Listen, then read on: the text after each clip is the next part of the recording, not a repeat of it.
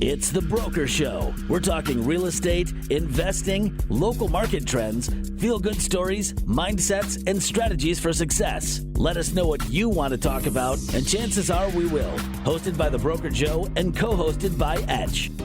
Hey, it's The Broker Show. Thank you for tuning in tonight, this morning, today, whenever you are tuning in. I'm The Broker Joe, and I've got Etch here, and I'm just telling him a story about a friend of mine that back in 2012, 13, somewhere around there, was mining Bitcoin in his basement. Is getting cold, and I thought about how this guy is starting to get cold. He heated his entire house, him and the guy he lived with, the entire 2-story Victorian home with his supercomputer that was mining Bitcoin. We're going to talk about cryptocurrency next week, not today. Sweet. Today we're talking about employment, hot button topic. Can't wait to dive into this a little bit. But Etch, crypto kind of taking the world by storm. And the big deal has been, sites like eToro and Robinhood and Crypto.com putting it within reach. But again, I digress. We're not going to talk about it today. I'm just going to tease you and tell you we'll talk about it next week. It got cold. It did get cold very quickly. It got cold. On opening day, on opening morning, when we're sitting out there, I'm trying to teach my boys patience and how to be quiet, all impossible things for teenage boys. I'm 40 and it was hard for me. I'm making all this kind of noise out in my blind. It was terrible. We'll move right on past that topic. It did not go well. There's nothing to report here. Yeah, but it is cold. And if you didn't notice, I don't think you can see here in the basement here. Yeah. It's all concrete floors. It is. It's a little cold, so I'm wearing my stuff. But however, give me a second here. Okay. Hold on. So go ahead, talk a little bit. All right. Okay. I had no idea what's going on. I just hope he shows up with clothing on. There he is. He's putting it on. He's not taking it off. All right. Oh no! If you saw, Mahomes, what? If you saw our week last week, I tell you what, I've got to eat some crow. So if you scroll down to our last week's episode, I really threw the Chiefs under the bus. I saw a golden opportunity, and I tell you what, since then, since 1 week, this thing about football, right? In basketball and baseball, you have a good game, you're like, right? But in football, one good game can turn around an entire year. Changes it all. Holy smokes. Okay. 406 yards. Okay. 5 touchdowns, 35 completions for 50. The first NFL quarterback in history with multiple 400-yard, 5 touchdown, 0 interception games. Okay. Patrick Mahomes. Okay. My boy. All right. What? So, I even got the knockoff starter jacket. What? So here's the thing. I didn't in fact burn the Chiefs hat. I just want to make that clear to everybody before I get more hate mail. Okay. I didn't burn it. Hold on there. It looked like I was burning it. We got backup. We got the hat. We got a backup Chiefs hat today. So we're all, and it even says well Chiefs on played, the front. Etch. I had no idea that was coming. I wouldn't have allowed him in the door with all this stuff. Wouldn't have let it happen. I won't get into Brady's game. He was depleted Exactly. of receivers. Yes, he was. Yeah, it was Half of his receivers are on my fantasy team. I will say that. So I'm hoping for a quick, speedy turnaround for the Bucks. I will give you that. All right. Appreciate that. Just had to bring that out. Appreciate that. Absolutely. Well, we will get into something of actual substance. Sorry, couldn't resist. My stepdad. My stepdad comes up, and God bless him. He's a huge Chiefs fan too. They grew up in Kansas City. Yeah. And one Christmas, he's like, "Hey, I got you something." I said, "What?" He's like, "Check this out." And he pulls out that knockoff starter jacket. Oh man! Like, yes, it's like, fantastic. that is the greatest thing ever. It's fantastic. Someone made it like in the back room, and they sell it in like one of those outside cubicles that you throw up outside of somewhere, And then when they see any uniforms coming, they're like, "Oh, pack it all up and run." They in Starter's defense, I don't even think they made Chiefs jackets. I think the only ones I've ever seen were Raiders. Oh, and what was it? Washington, which used to be the Redskins. Okay. And also the Hornets and Orlando Magic. No kidding. Those are like the only 4 I ever remember seeing. Well, when I was in Egypt, I'll never forget it. Got off the plane, got out into town and I mean, they can spot an American coming from a long ways away. Got that money and they've got they've got Gucci and Nike and NFL and Disney and everything in the world, right? Mm-hmm. But over there, they're like 10 years behind. So they're like trying to sell me Goofy and Mickey Mouse and Donald Duck and all this stuff like it's the latest, hippest, craziest thing. And I'm just like, but they did whip out some look genuine, like here's a sweet Nike jacket and hoodie for $3. And I'm like, yeah. No, I'm buying it because in 10 years it's gonna be back in style. What you're doing is they're forward thinking. See, they're 10 years. You think they're behind? Maybe they're 10 years ahead of us. Could be. They're just like living in the future. Hey, it's all about they're being resourceful. They're coming up with a way to make some money for the family, which is what we're talking about today. We're talking about employment, ideal employee. And if you're not already, I'd love to encourage you to go like us on Facebook, go follow us on Instagram. You can go tweet at us on Twitter. But especially YouTube. You can go watch us on YouTube, get the full experience, all the visuals that are going on here, the rich visuals, minus the Chiefs gear. Yeah. I apologize. So, ideal employee, here's the deal. This is a hot button topic because there's all kinds of arguments. Let's call it the aisle. There's arguments on both sides of the aisle. There's inflation. There's unemployment. There are job openings. There's wage increasing, right? All these dynamics, all these factors. How's it playing out? How could it be affecting your life or the lives of millions of people in this country? So I'm not the expert. I do take great interest in this topic, though. And I can go over some stats today that you might not be aware of, and we'll chat about those. So today, there are 10 million job openings in this country. 10 million job openings. That's a lot of openings. Is a lot of openings. Now, there are 7.3 million people, 7.4 million people, I believe, unemployed, right? 4.6%. Yep. 7.4 million unemployed, 10 million open jobs. Of those 7.3 million, 7.4, I think it was, over almost 3 million of those have not had a job for 6 months or more.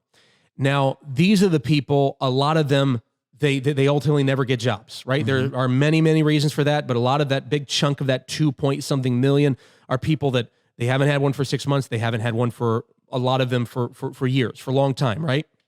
And so, but it's very clear, so part of that unemployment chunk, that 7.3 million unemployed, at least 2.5 plus or minus million are people that they're kind of consistently there. Yeah. Right. They tend to stay unemployed for whatever reason. You can fill in the blank. Right. So that leaves you roughly just under 5 million with 10 million looking for work with 10 million job openings. What the heck is going on? So I want to talk about, there's a lot of pressure on employees. So you have, especially this year, COVID closed things down. Things have opened back up. And yet you look around, even Big Rapids, you go on Indeed in Big Rapids, almost 600 open jobs. In a city of 7,700 people, almost 600 open jobs right now. It's unbelievable. I had someone comment the other day about, hey, I went to look for a job in Big Rapids, and it's like there's a job slapping me in the face everywhere I look. It's crazy, the amount of, and some of them have been posted for 3 months, 6 months, 8 months, a year or more, right? So what is going on, right? So there is a ton of pushback in the media. You might not be seeing it out there, but it's happening. What's happening behind the scenes is the government is going to large employees, pick the top 150, 200 employers in the country that employ, 70% of the workforce. And they're going, what is up, guys? Why aren't you hiring people? Why are all these job openings not getting filled, right? We're going to try to break down what's going on. But first, I want to talk about the ideal employee, right? So if you look at surveys from all these companies, what are people looking for? What are people looking for more than anything else? Do you know that 10 years ago, it was degrees? Oh, yeah. 10 years ago, it was, do you have a degree? Do you have, what school is it from? All these things. Guess what it is now, and it's not even close. The number one thing, I'll tell you, it is experience. Which surprises me. Experience has taken the lead in employers' preference. They want experience. And I'll unpack why. There's a lot more data to the reason it's led to that, but yeah. It surprises me because I've looked, I know you've told stories about some of your past experiences getting a lot hustled out by someone with a degree with no experience, right? But a lot of the stuff that you see, I have a good friend of mine who's looking right now. He just left radio, and he's currently down in Georgia, and he's like, I got to find something. And he's got like in radio alone, in which I would consider like such a job where you just know how to work with people. Sure. You experience would play a huge value and a huge part in carrying over through, especially because they've rolled through the punches. They've had jobs for 10 years. You know, he's had ones where after a year he's out and he's got to move to a different state because of it. But he's like, Etch, I'm looking, and everything says you need to have a bachelor's degree. We're looking for a bachelor's degree minimum, bare minimum. And the problem with these things like Indeed, in LinkedIn, all these different things is you're going and you're putting your resume in, and a lot of the times it'll say on there that you're missing something. It'll say, these are the skills that they're looking for that you're missing. Correct. And it'll say bachelor's degree if you don't have a bachelor's degree, or you don't have an associate's degree is another one. He was never college, like he never finished. He didn't even get his associates. So he's like really behind the 8 ball with that. This is one of the problems is, the use of robotic programs is one of the biggest complaints about employees, right? Yeah. When they're searching, they're feeling they're filling in these pieces, and so many of these companies are using robotic programs that eliminate people. But you know, there's something behind it, and the radio industry specifically maybe catered very differently, may feel very different. There's obviously, you can't walk in and be a doctor and they'll go, do you have a degree? Well, no, but I've performed surgery on 1,000 cows. You know, that's got to be worth something. Well, it's worth something, but not in here. But so there's job experience, and then in-person workers is the second thing right now. Yeah, the second thing is in-person, because over 55% of people applying for jobs are asking for jobs remote, that don't require that's correct, remote. So when you look at the list of what employees want, they want experience, number one. Number two, they want people that are willing to work in person. And number three is flexibility. Yeah. And that mostly is coming from the restaurant industry, right? Because there's so many people leaving, dropping out. COVID has become part for good reason, but for many, a universal excuse to go, I'm not showing up. I quit. I want a different job. I want this. I didn't feel safe, right? Because everyone wants everyone to feel safe. So anytime you have a normality, there are inevitably people that will latch onto it and kind of burgeon that trend, right? So now the trend is, I didn't feel safe. I quit.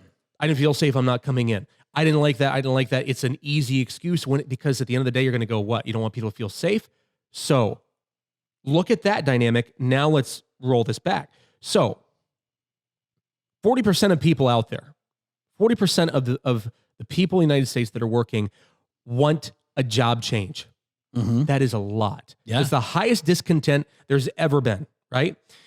But they all want higher paying jobs, better paying jobs, right? They all do. They want better paying jobs. That's number one. And they want to work virtually, right? And they want flexibility. Yeah. Right. And so on the other side, here's what's happening, right? Let's talk about inflation.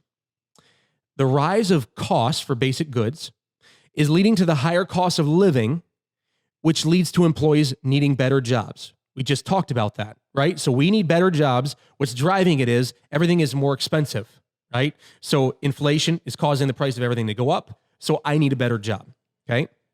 Now, the cost of the higher cost of goods, now there's a need to spend more money on employees, right? So that leads employers that need to get more out of the people they hire.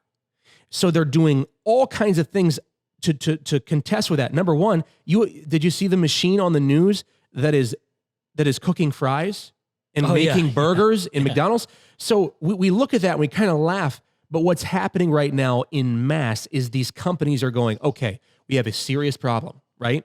The cost of goods are going up, the cost of everything, the cost of a burger, the cost of a fry, the cost of anything you could possibly sell or consume, the cost is going up. So on one hand, you have employees that go, I need more money. I have to have more money.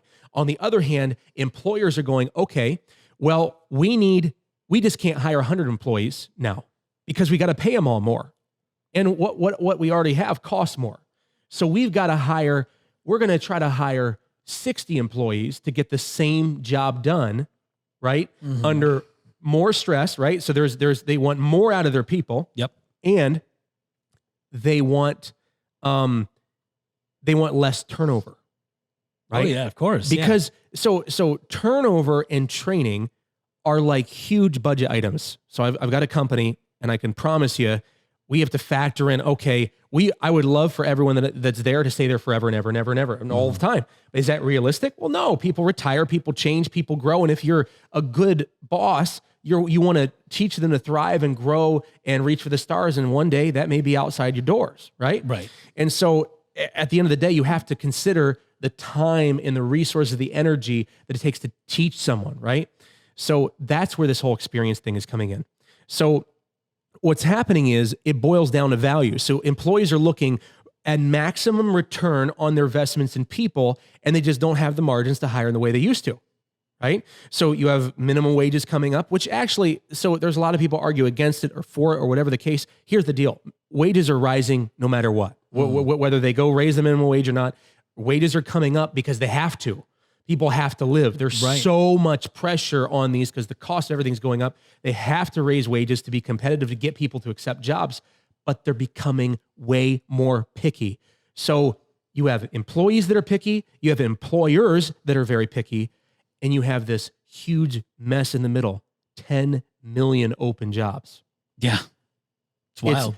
It is wild. And the pathway out of it, that comes down to my opinion, right? So I'm going to throw my opinion out there. You could write a book on this. You could absolutely, and there are people that have written thousands of books way smarter than me that have spent their lifetime studying economics and these factors. But at the end of the day, I stated a minute ago, it all boils down to value. And I really think that's what it is. If I was a person out there looking to contribute to the workforce, and I'm looking at experience, right? So one day, here's the thing. You hear so many stories about incredible job offers. I have a relative that just got an incredible job offer. And they looked at him and they said, oh my gosh, you've got 15 years in this field, and 5 years in this field, and 8 years in this field. And all these three things combined, he's a dream to them, right? So what came with that was not just the numbers, but the flexibility he always wanted, the location he wanted, all the other pieces, right? They look at him and they go, you're the whole package. We're going to pull out the stops for you because we know that you're going to make us better, right? And so, the more value that I can bring to the table, the more entitled that ultimately I can be, right? Oh, yeah. So the value that I bring is what entitles me. Because at the end of the day, that's what the employer wants, right? These employers, they're making robots that are taking the jobs away. That is what they're doing because they're going, okay, we got to pay someone $17 an hour to do this. Now it makes monetary sense for us to do it with a robot, right? So that is what inflation is doing. It's this crazy thing right now, Etches. Now, whereas before they went, I can hire someone for $8 an hour to do that. Right. It's not worth putting the money into all the research and development and the funding and all these things to develop all these systems. We'll just keep going. Right. You double that rate, right? Now these companies are going, well, if you think about robots looking really good right now. How many years are you going to have that employee? Like it could, sure. That's one of the big things when we hire in for radio stuff is we look at, okay, how long can we keep this employee for? If we're going to train them in our system, how we want them to do it, and we go in daily on trying to get them to, know who our clients are, our advertisers, have a relationship with them. And then for them to just be like, oh, well, I just got plucked down to Washington, D.C. for twice as much as you're going to pay me and peace out after a year or two, then it's like, okay, what's the point? So it's a really interesting dynamic that you're bringing up here because radio has been seeing this for the last 10 years at least. We've talked about something this. And I hate to pull back the curtain on my own job, but places like iHeart, which used to be Clear Channel, Cumulus, Town Square, even, which is out of Grand Rapids. Oh, not out of Grand Rapids. I just hear a lot of places down there. Entercom, which is now Odyssey, they are going like almost full on automation, which means basically they're just taking some guy who's in St. Louis and they have what they call regional cells. And they're taking one guy in St. Louis and it's almost like a robot, because what they're doing is they do what they call voice tracking. They make a generalized, basically like a break, as we call them. So they'll talk about whatever topic it is for however long that they're supposed to. So let's say this, afternoon guy is supposed to talk for 2 minutes on a topic. He talks for 2 minutes, and then all he has to do to make it go to 15 other markets is say, okay, what radio station does this go on? And let's just say WXYZ. And they'll be like, all right, this is Johnny Johnson from WXYZ. And then he just copies and pastes what he just recorded for 2 minutes. And then he puts that in. And then at the very end, he goes, and that's what I have to say, WXYZ. And then he just bookends both of those with each one of those. And generally he or she pre-records those like bookends. Yep. And then we'll just do that for every single one of them. Yeah. And then they will just toss it out there. And if my friends are listening to this and you're like, that's not how it goes. Come on, man. Let's just be real. A lot of it, that's what it is. I've hired voice trackers before. Yeah. I know how they work. I've been like, dude, come on. Like, I know you just did that break somewhere else too, because also I recognize your bookends. And that's the way it's been going for years. And they've been working towards this way. And they've seen this ginormous firing of they call it layoffs, but it's not laying off. It's not layoffs. No, it's a shift. It's a fundamental shift in the way that business is done. Yep. And that is what is happening. So, my mind spins when I think about all these dynamics. I'm a real world guy. I like to think of real world analogies and examples, right? So you think about a restaurant and someone that's worked through the process of growing up through. They started at the fryer, they started scrubbing the floors, and they know by 5 years, they know every inch of that place. And if you stick around for 5 years, you're probably the manager. So this is the type of experience that people are looking for. Yep. Right? Employers want that experience because rise in wages, putting pressure. Now they're slicing people out. They're making people work harder than they ever have. I hear this from waitresses and waiters and bartenders all the time. There's fewer people covering more shifts. It's just really, really challenging.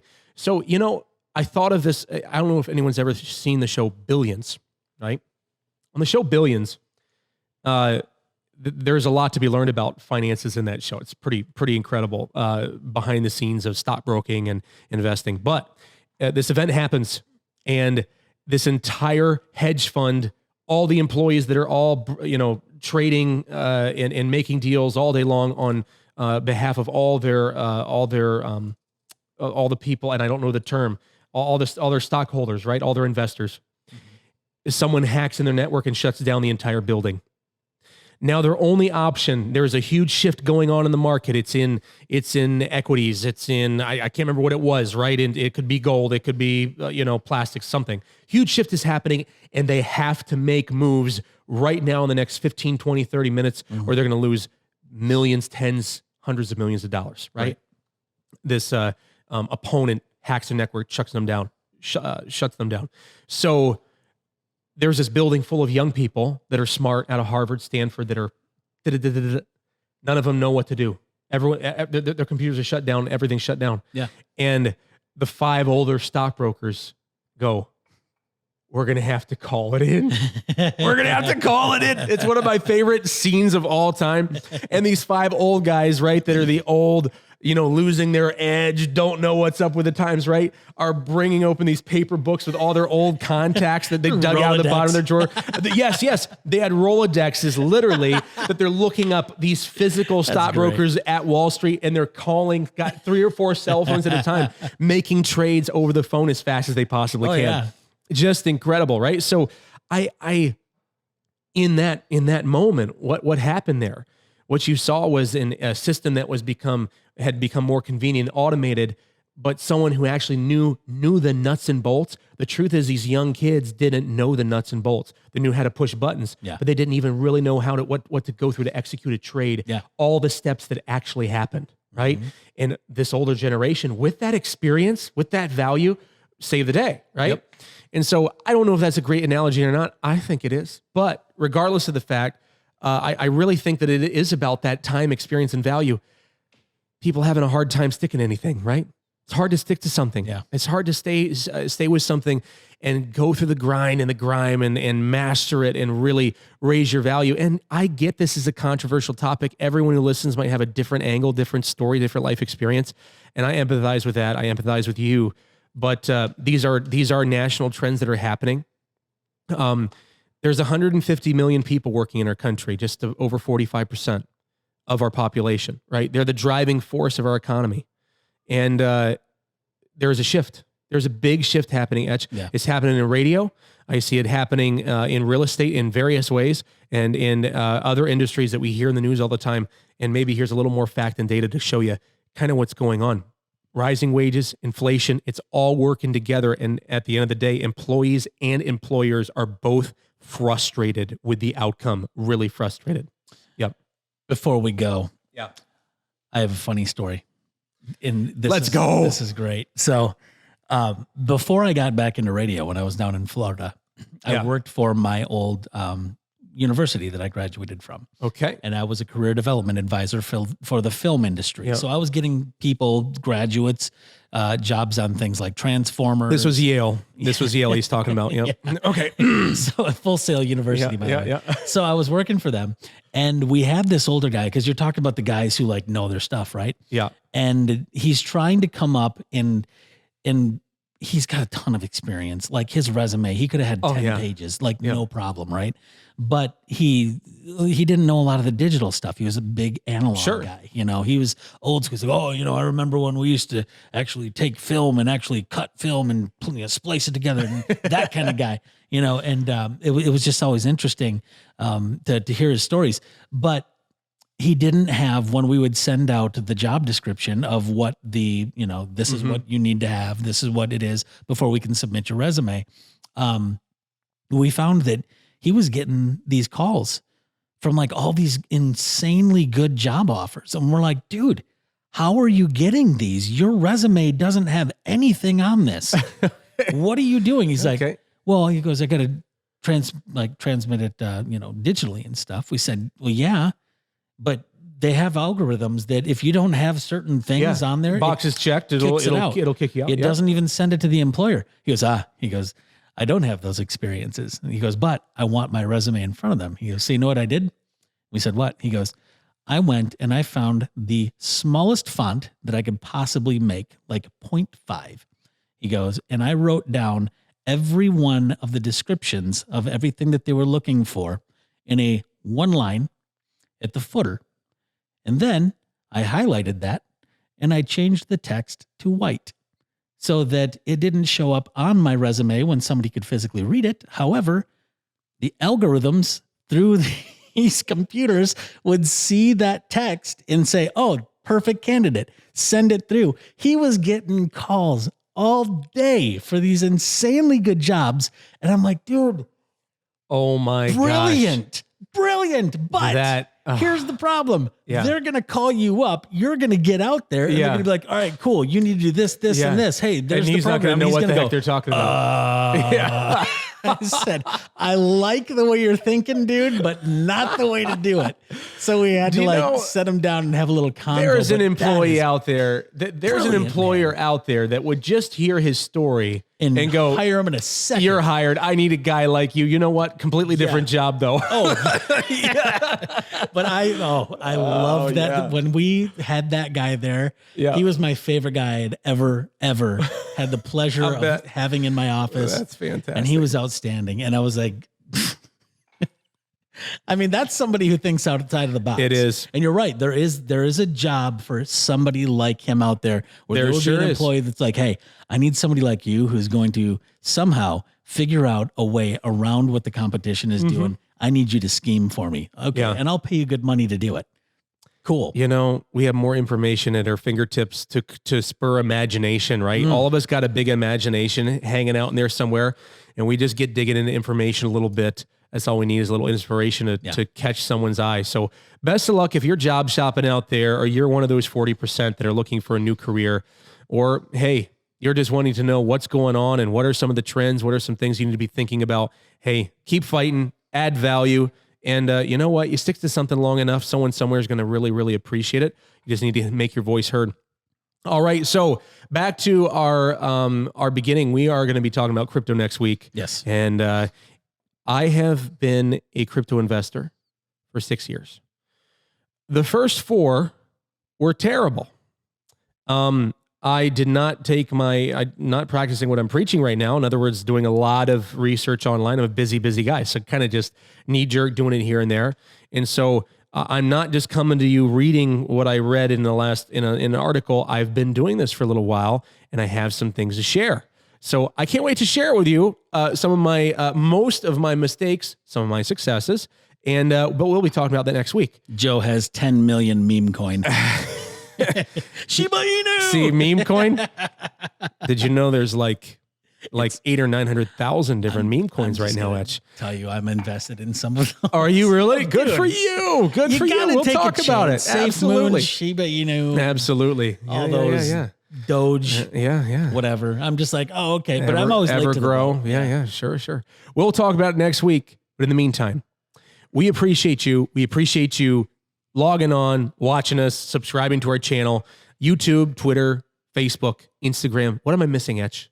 Spotify. Podcast on Spotify. Yep. If you like, turn on this podcast. Check out podcast in the morning. Blah. Yes. And if you're looking for the YouTube, I would say go for the tube. Yes, for the tube, for your actual channel, look for The Broker Joe. Because if you just type in The Broker Show, there's going to be other ones that show up and stuff. If you're looking for us, go specifically look for The Broker Joe. Yep. And then that's going to have all of his stuff on it. We'll have up on the screen here for next week so that we'll have a YouTube shout out too for you. So you bet. So that'll be cool. But yeah, thanks for everybody who's liked the videos, who have tuned in, who have been asking for more comments or content, and also for commenting. We really appreciate it. We're just here, I'm just here for the fun. Joe's actually We here are to all impress here for the knowledge fun. on you. We are all here for He's the the fun. smart guy. I'm just sitting here for going, the fun. I get to drink water the whole time and make stupid comments. And tell some great stories. And then I press buttons. I know you all love Etch better than me. Okay, No, he's don't. trying to make me feel better. I love you all, everyone. We're signing off on The Broker Joe. I am Etch. And we're out of here.